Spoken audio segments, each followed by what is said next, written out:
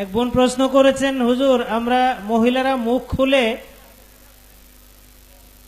চলাফেরা করতে পারবো কিনা, এ ব্যাপারে কোরআন সুন্নাহ কি বলে? জি, মহিলাদের পুরো দেহ ঢেকে রাখা ফরজ, মাথার চুল থেকে পা পর্যন্ত।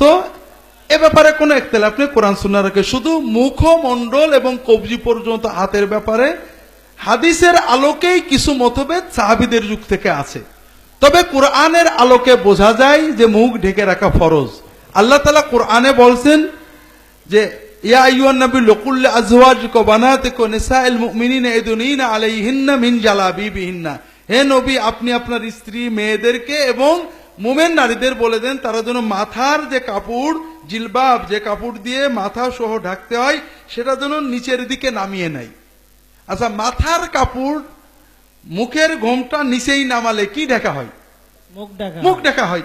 এটাতে কোরআনের এই আয়াত খুব সুস্পষ্ট বোঝা যায়, এখানে মুখ ঢাকার কথাই বলা হয়েছে। তো এই জন্য মুখ ঢাকা ফরজ, এটা জোরালো মত। একান্ত ওজর ছাড়া, প্রয়োজন ছাড়া মুখ না খোলা দরকার।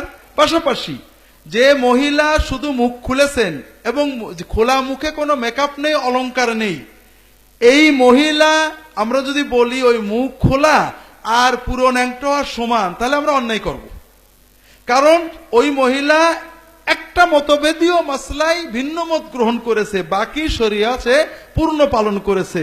এজন্য যারা দিন পালন করতে চান নিশ্চিতভাবে অবশ্যই মুখ ঢেকে রাখবেন, প্রয়োজন ছাড়া মুখ খুলবেন না।